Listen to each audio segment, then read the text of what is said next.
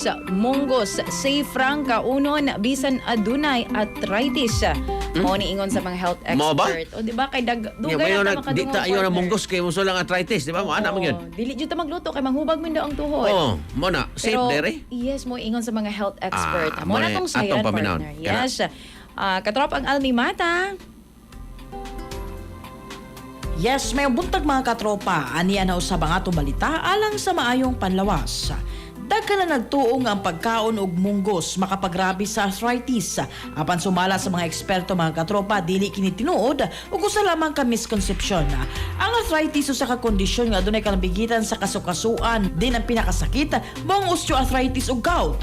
Sa kaso sa gout, ang problema mo ang taas nga uric acid nga mahimong hinungdan sa kasakit ug paghubag niini. Apan klaro sa mga doktor nga dili ang munggos ang direkta nakapasaka sa uric acid.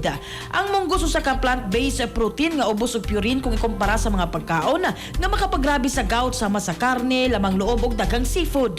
Giingong mas maayo pagani kini kay dili tambok ug taas og kolesterol nga makapadugang og risgo sa joint inflammation.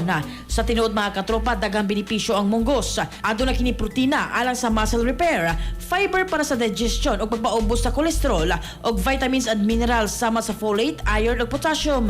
Bisan pa man niini mga katropa, kirekomenda sa mga eksperto ang moderation ug gusto nga ma-prepare niini. Importante nga bantayan, ilapin na kung adunay lain pang medical condition. Mga katropa, alang sa pagpahimsog sa panlawas, inumong Santona Plus Gold.